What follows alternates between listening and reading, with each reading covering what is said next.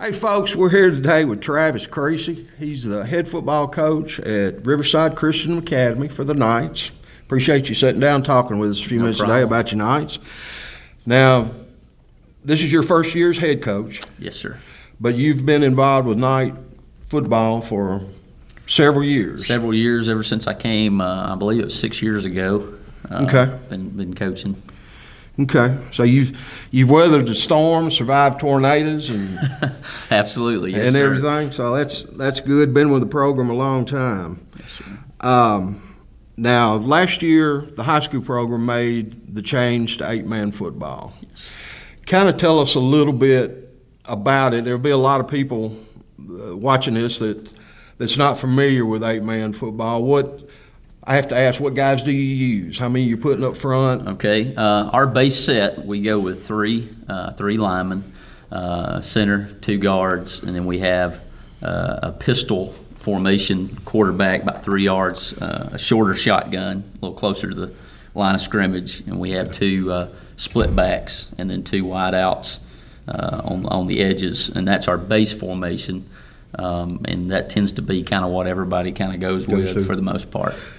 Is it a 50-50 passing running game usually? Do you end up with that much of a mix? Or? Well, a lot of times we attempt to do that. We attempt to be as balanced as we can. Sure. But a lot of teams usually have a personality, and they're usually either we're going to run it at you or we're going to run it around the edge. Now, passing, we haven't run into a lot of teams that pass. Later on this season, there'll be a few teams.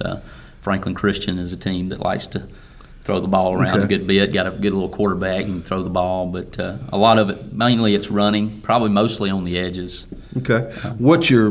How do you set things up defensively on the defensive side of the ball? We usually go with, our base is a 2 down lineman set. Okay. We've got 2, what you'd say, your traditional linebackers, and then we've had 2 outside linebackers that we call jacks, who for the most part are coming pretty hard every play, unless we change up the blitz package. Is it the amount of ground you got to cover? These end up high scoring games. I know looking here, you've got 92 points scored your first game, 70 points scored now this is combined, 70 points scored your second game, and 90 scored your third game. I mean, you're almost talking about basketball scores. Yes, sir, absolutely.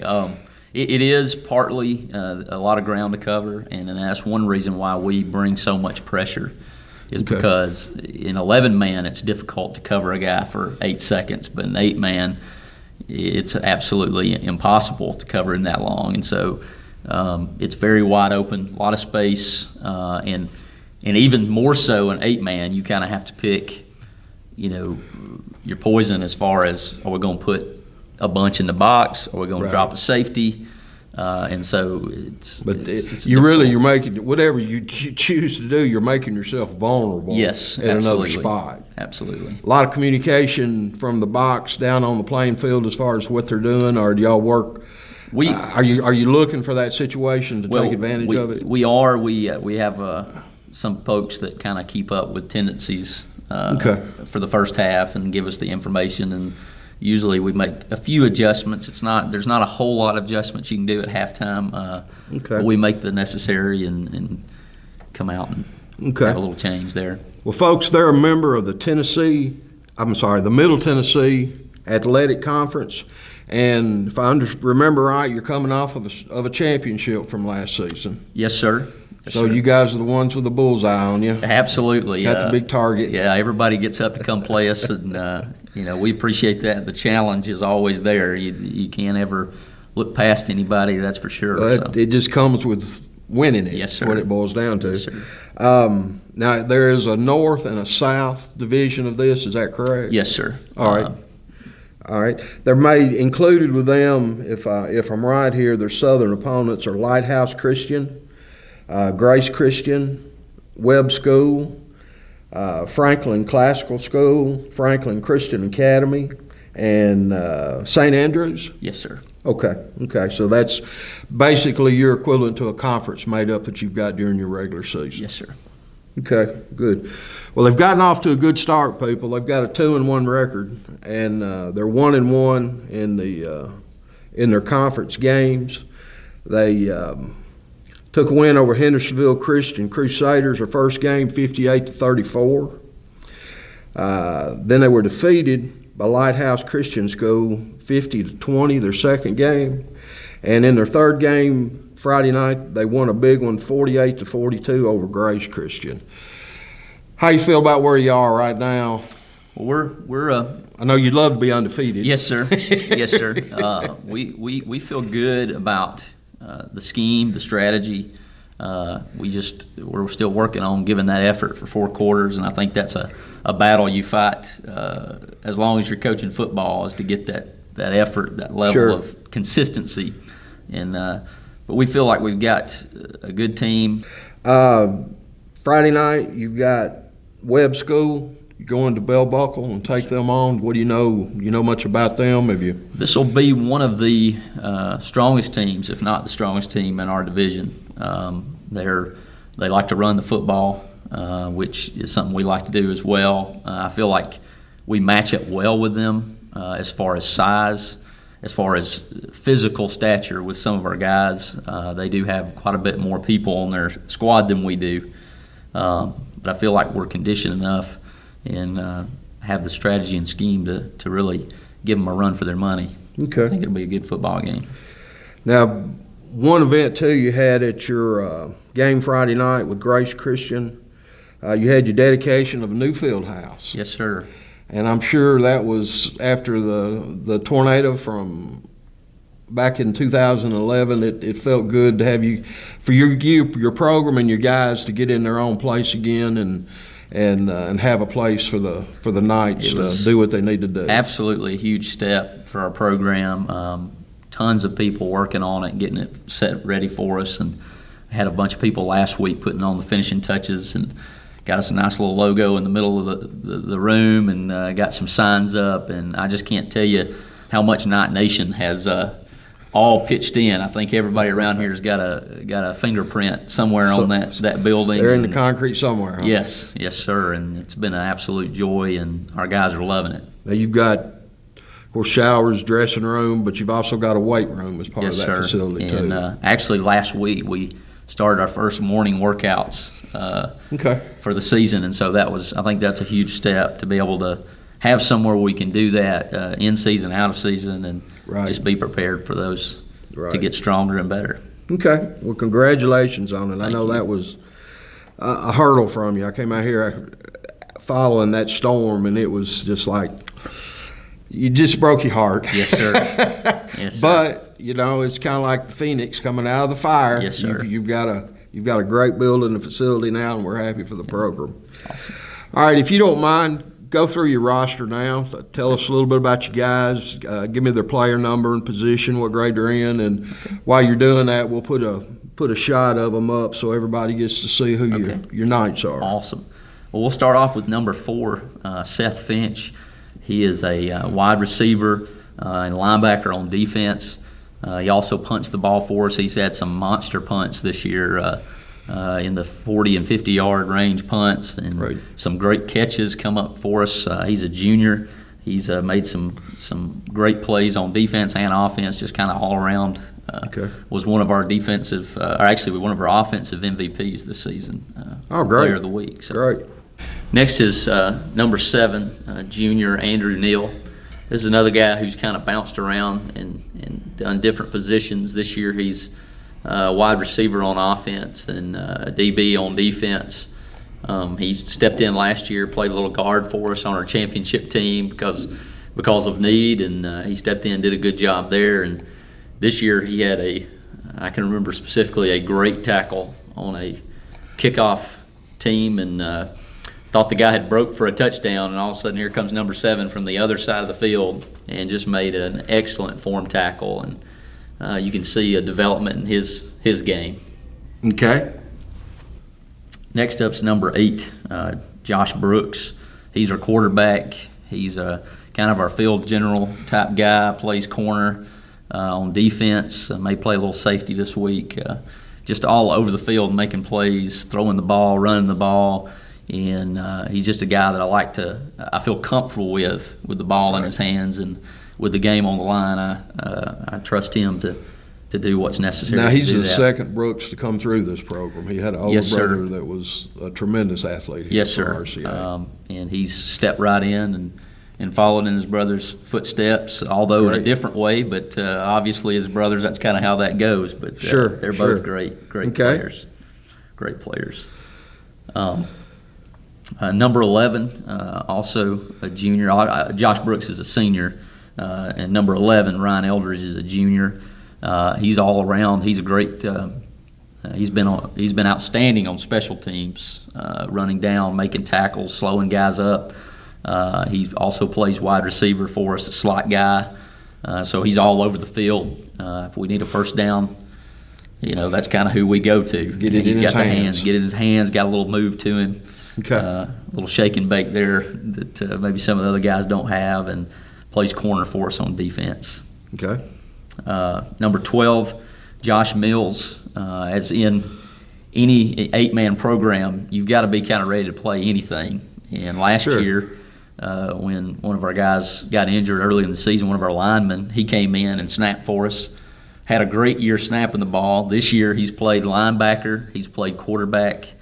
In fact, in the Lighthouse game, he came in. We were down. Brooks got injured his hand, bruised his hand up, and Josh came in a tough spot and gave great effort. Was a little dinged up this week. Didn't get to play Friday night. We hope to have him back soon. Okay. On defense, he plays linebacker. Number 13, Caleb Durham. He's a sophomore. He's also heavy on our special teams. He's just one of those guys that you can tell, hey, we need this, and he'll do it. Actually, Friday night he played our jack linebacker, something he's never played before. And on one of the most difficult plays to defend, they run an option, and he plays the quarterback perfectly and forces the pitch over the guy's head, fumbles the ball. We tackled him for a loss. So Caleb's just one of those guys. He's a utility guy that'll do pretty much anything you ask him to do. Okay. Number 22, Nathan Moose. He's also a sophomore. This guy runs the ball with authority. He hits the hole at running back probably faster than anybody else we've got. And he runs hard, runs fast. He's also kind of a utility guy on defense. He's played defensive line. He's played corner. He's played jack for us. But you can really see his improvement running the football this year as he hits the hole on running plays. Number 33 is one of our freshmen, Ben Cooper. He's one that's getting a lot of experience in the MTAC. Actually, ninth graders can play 6 quarters. They can play 2, however you want to split up their 6 quarters, they can play 6 quarters. And so he's kind of helping our JV team out a little bit as well. And so he's getting double duty a little bit on Friday nights and on Tuesdays and Thursdays. And so he's showing some toughness there. He's sore on Saturday when he gets up. Yes, sir. He's showing some toughness there and going out and playing on both those teams. And depends on which team he's on, which position he's playing. So he's learning about four different positions, and he does a good job in all of them. Always wanting to please, easily coached. And as you know, we like those guys a whole lot. Absolutely. Number 44 is another one of our seniors, Austin Wooten. And this guy brings tremendous intensity to the field. You never doubt that he's going to be intense. He's going to be ready to play some football. He plays running back on offense. Him and Moose kind of spell each other. It's really nice to have that depth there. And then on defense, he's one of our jack linebackers who is coming upfield pretty much every play, putting pressure on the quarterback. Okay. 55, Josh Hill. He's a sophomore, and this is our bulldozer. This is the guy that comes in, plays fullback. Okay. And we need a yard or two. More than likely, this guy's going to get the ball, and he's going to get it for us. Okay. He plays linebacker on defense, and he can be a force. Next is number 60, freshman Glen Hammonds. He's our center on offense, and he does a tremendous job there. And as a freshman, playing center is probably not your first choice, but it was his, and Okay. he does a great job for us. Come in and not missed a beat, just jump right in. He's also the guy, the field house guy. He's the one that's going to kind of lighten the mood, and Right. has a great attitude. Always comes ready to work, and I just love Jim to death, and Good guy what he in the brings dressing to our room, team. yeah. Absolutely, Okay. he's a great guy. All right, go ahead. Number 63 is Traian. He's a freshman. And he actually came up and played as an 8th grader last year and did a tremendous job then. And so you Okay. can imagine we were very excited for his freshman year. He hit the weight room hard. He's one of our top 5 guys in weightlifting, Okay. pound for Strength-wise. pound. And he's another one of those guys you can ask him to do anything, and he's going to give you everything he's got, whether he's played the position or not. And already this year he's played fullback, he's played guard, he's played linebacker on defense. I know he's played defensive line in the past, so he's another one of those guys that you can ask him to do pretty much anything. He's gonna get after it and give everything he's got, which as a coach you sure appreciate those dudes. Okay. 65 is another one of our seniors, Jake Bradford. And this is another one, as I said earlier, in 8-man, you got to almost be prepared to play everything. And Jake Okay. Bradford kind of does that for us. He plays mainly on defense on the defensive line. He's and on offense, he's an offensive lineman, but he also occasionally has played fullback for us in some of our bigger sets when we bring in the big guys. Sure. He's one of those guys that comes off the bench and plays a little fullback for us. And then number 75, Jacob Pearson. He's a junior, and Jacob has impressed me a lot. This is his first year to play, at least in a few years, and he's one of those guys that has pushed through. Okay. Came out to summer conditioning and was not in great shape, and yet he came through and took every step and gave it everything he's got, and he stuck with it. And Friday night, I think he got a little taste. He got in the backfield, hit the quarterback, wasn't able to wrap him up and bring him down, but sure enough, knocked him back far enough to where we could tackle him for a loss. Okay. In a tough situation, we were in a tight spot. I believe at the time it was 42-42, and Whew. he shot through there, and I'm telling you, we were excited for him and see great things in his future. But he's one of those guys that's got that heart. He's going to push, and he's getting better every week, and it's good to see those things. That's good. That's good. Our next guy, number 77, junior Glen Hammonds, was actually our offensive MVP at guard this week. We probably ran behind him probably at least 20, 25 times this week, and even to the point the other team knew it was coming, and he blocked so well that it didn't matter. I felt pretty much in the game we could have told the other team, hey, here it comes. Stop it if you can. Yeah, and it wouldn't have mattered. And we watched the film, and this guy he's going. He's got one of those motors that doesn't stop, and he works and works and works and works. In fact, he's one you got to keep an eye on that he don't overheat himself, because he's not going to tell you. He's going to keep going. If he's hurt, he's not going to tell you. You got to keep an eye on him because he just works that hard. And, got a great heart. Got a heart so big I don't even know how it fits in his chest. And he's a pretty big guy, but he's got the heart. Hard worker. All right. Here's another one. Another hard-working guy, Luke Eakes. He's a freshman for us, number 83.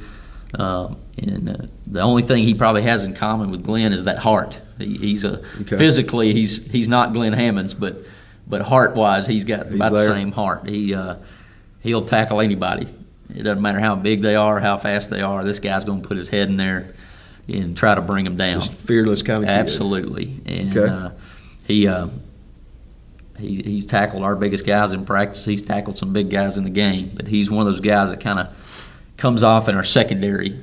He plays corner mainly in the high school game. He's also one of those guys that plays on our JV. Double dose. He's another one of those guys. Plays some tight end for us on the JV team, and I think he might even play a little guard for us a little bit.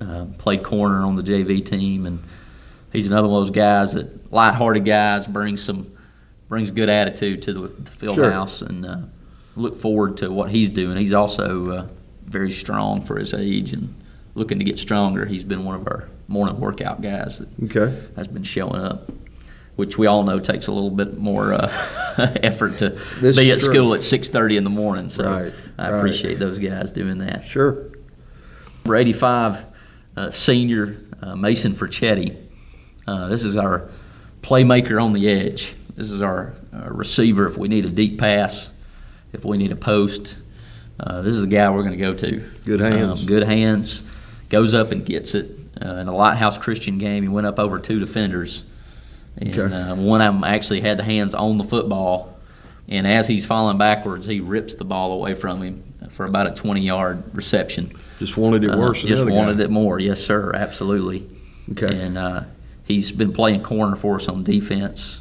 We get in a situation where we know it's going to be a pass. Right. We tend to put him in because he's got good hands. And probably one of the smartest plays we've had all year is it was 4th down about 15, and the other team threw it up for grabs, and he could have had an interception. Instead, he knocked the ball down, and so we got the ball. Didn't give up that field position. Absolutely, and just absolute smart play on his behalf, and gave up an interception, very sacrificial. Number 88 is another one of our freshmen, Gehrig Legger, and this guy is just one of those athletes. He's a quick guy. He's played mainly on the line for us in the past. Last year when he was in middle school, he ran the football a little bit and had some success there.